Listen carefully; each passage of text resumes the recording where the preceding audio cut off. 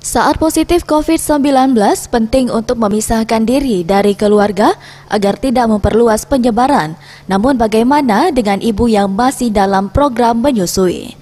Menurut Dr. Risma Ridi, dokter anak dari Rumah Sakit Muhammad Husin, ibu menyusui yang menderita COVID-19 bisa memberikan ASI kepada bayi. Sebab ASI makanan terbaik dan di dalam ASI memiliki zat pelindung.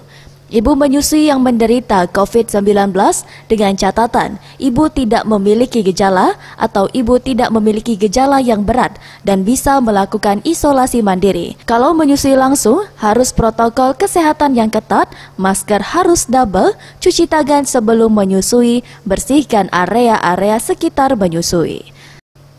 Kalau kondisi COVID-19 berat, ibu harus dipisah dengan bayi sehingga diberikan ASI pera.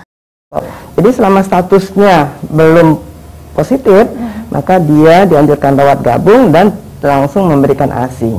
Oke, gitu. Baik. Berarti untuk ibu yang menderita COVID-19 boleh menyusui ya dokter ya? Selama statusnya belum jelas, ya, dan tidak bergejala atau gejala ringan saja. Tapi begitu ibunya setelah diperiksa, swabnya terdeteksi positif, maka perlakuannya agak beda.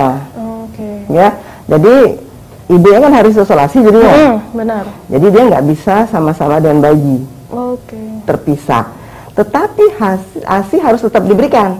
Karena itu diberikan ASI perah.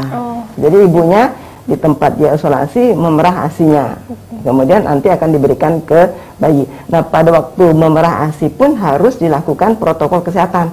Jadi tetap pakai masker, tetap cuci tangan, berASI, kemudian ditampung mungkin di botol ASI. Nah, hati-hati waktu memberikan ASI ke bayinya nanti, itu pengasuh, ya, itu harus membersihkan botolnya dulu, karena tadi kan bekas dipegang ibunya, gitu.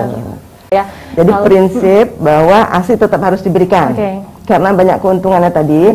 Tetapi bagaimana supaya tidak terjadi penularan, yaitu harus memperhatikan protokol kesehatan.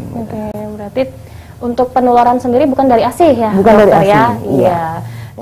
Tim Liputan Sriwijaya TV.